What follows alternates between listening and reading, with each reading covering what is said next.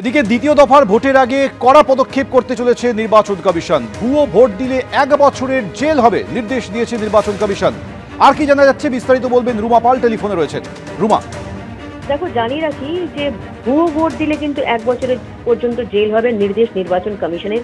কেউ ভুয়ো ভোট দিতে গেলে ধরা পড়বে, বুথের ভেতরে যে ক্যামেরা রয়েছে সেই ক্যামেরা ধরা পড়ে যাবে, সঙ্গে সঙ্গে চিহ্নিত হবে সেই ব্যক্তি। এবং জানিয়ে রাখি যে ছাপ্পা রিগিং আটকাতেই কিন্তু দ্বিতীয় দফার নির্বাচন কমিশনের নয়া কৌশল। ছাপ্পা দিয়ে যে কেউ পার পাবেন না তা জানাতেই কিন্তু কমিশন থেকে জারি করা হয়েছে নির্দেশ। এবং নির্দেশে কি বলা হচ্ছে, ঠিক কথা বলা হচ্ছে যে ভুয়ো ভোট দেবেন না। কেউ ভুয়ো ভোট দিতে গেলে বুথের ভেতরের ক্যামেরা আপনাকে শনাক্ত করবে।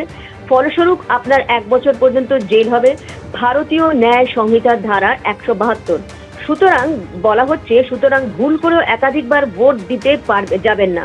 নির্বাচন সংক্রান্ত অভিযোগ ও পরামর্শের জন্য টোল ফ্রি নাম্বার দেওয়া হয়েছে এবং মেইল করতে বলা হয়েছে। অর্থাৎ আবারও কিন্তু সতর্ক করা হচ্ছে, এবং কেউ যদি ছাপ্পা বা রিগিং করতে যায় বা কোনো ভুয়ো ভোট দিতে যায়, সেক্ষেত্রে যে তার 1 বছরের জেল হবে তারই নির্দেশ দিয়েছে নির্বাচন কমিশন। ধন্যবাদ। ভাঙড়ে বোমা উদ্ধারের তদন্ত এবার এনআইএ। ভাঙড়ে উত্তর কাশীপুর থানা এলাকায় প্রচুর বোমা উদ্ধার হয়, এবার তদন্তভার দেওয়া হলো এনআইএ কে। বিস্তারিত বলবেন রুমা পাল, টেলিফোনে রয়েছেন। রুমা, দেখো, জানিয়ে রাখি দক্ষিণ 24 পরগনা উত্তর কাশীপুর থানার মাঝেরহাটে বোমা উদ্ধারের ঘটনায় কিন্তু এনআইএ তদন্তের নির্দেশ দিয়েছে, এবং সেই নির্দেশ দেওয়া হয়েছে কেন্দ্রের স্বরাষ্ট্র মন্ত্রক থেকে। এবং জানিয়ে রাখি পুলিশ গিয়ে সেখানে এটা পরিত্যক্ত বাড়ি থেকে প্রায় 79টি কাঁচা বোমা মতো জিনিস উদ্ধার করে, এবং দক্ষিণ 24 পরগনা মাঝেরহাট এলাকার কাছে একটি ফাঁকা বাড়িতেই কিন্তু রাখা ছিল। এবং এর পিছনে বড় কোনো ষড়যন্ত্র থাকতে পারে, এবং তাই কেন্দ্রীয় সরকার এনআইএ তদন্তের নির্দেশ দিয়েছে, এমনটাই কিন্তু কমিশন জানিয়েছে, নির্বাচন কমিশন। এবং নির্বাচন কমিশন কিন্তু এটাও জানাচ্ছে যে দ্বিতীয় দফা নির্বাচনের আগে যেখানেই বোমা পাওয়া যাবে সেখানেই কিন্তু এনআইএ তদন্ত হবে, এমনটাই কিন্তু সিদ্ধান্ত নির্বাচন কমিশনের। এবং যেহেতু এই ধরনের বোমা উদ্ধার বা বোমা এই ধরনের পাওয়া যাচ্ছে, সেক্ষেত্রে কিন্তু খুবই সতর্ক কমিশন, কারণ দ্বিতীয় দফার নির্বাচন রয়েছে, এবং সেক্ষেত্রে নির্বাচনের আগে একাধিক এই ধরনের ঘটনা ঘটতে পারে। সেই কারণেই কিন্তু এই ঘটনার পরিপ্রেক্ষিতে সেখানে এনআইএ তদন্তের নির্দেশ দেওয়া হয়েছে, গ্রেপ্তারিও হয়েছে। অন্যদিকে কোথাও দ্বিতীয় দফা নির্বাচনের আগে যদি কোনো বোমা পাওয়া যায়, সেক্ষেত্রে সেখানেও কিন্তু এনআইএ তদন্ত হবে, এমনটাই জানাচ্ছে কমিশন। ধন্যবাদ। দ্বিতীয় দফার ভোটের আগে প্রচারে উত্তরপাড়ার বিজেপি প্রার্থী দীপাঞ্জন চক্রবর্তী।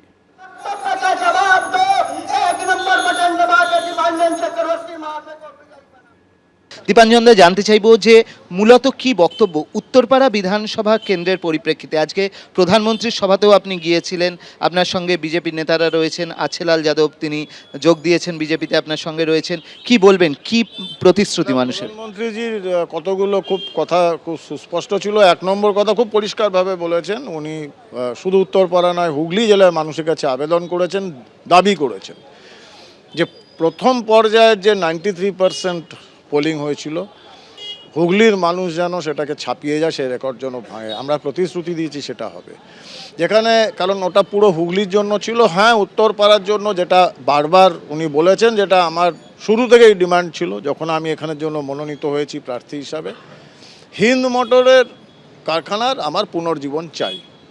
একটা বাংলা নয়, ভারতের গর্বের ওটা কবরখানা হয়ে গেছে, শ্মশান স্তূপ হয়ে গেছে। সিপিএম শুরু করেছিল বন্ধ করা, আর তৃণমূল ওই কারখানার শেড টেডগুলো বিক্রি করে দিয়েছে, এবং ওখানে ওদের দর্শনের কারখানা চালু করে দিয়েছে। এটা বন্ধ করতে হবে অ্যাট দ্য আর্লিয়েস্ট। সেটা উনি প্রমাণ করে, মোদিজি তো বলেছেন, ওনার ঘোষণাপত্রে রয়েছে। আজকে ওনার সঙ্গে আমার কথাও হয়েছে এই ব্যাপারে।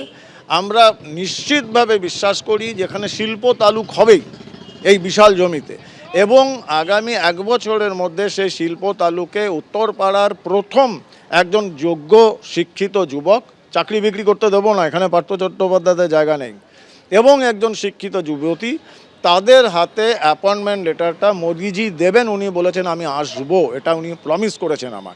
এখানে পুলিশকে শেখাতে হবে যে আপনারা সংবিধানের আইন মানুন, শাসকের আইন নয়। এবং আমি যদি জনপ্রতিনিধি হই, যতদিন থাকবো, আমার কাছ থেকে একটাও ফোন পুলিশ পাবে না যদি আমার দলের কোনো কর্মী যদি অসাধু বা অসামাজিক কাজে যুক্ত হয়। আপনি আইন অনুযায়ী ব্যবস্থা নেন, কিন্তু আপনারা পুলিশের লোক যদি আপনারা সিন্ডিকেট রাজ বা তোলামূল গুন্ডা এই সমস্তর মধ্যে ঢুকে যাবেন, আপনাদের আইন শেখাতে আমি বাধ্য। এবিপি আনন্দ এগিয়ে থাকে, এগিয়ে রাখে।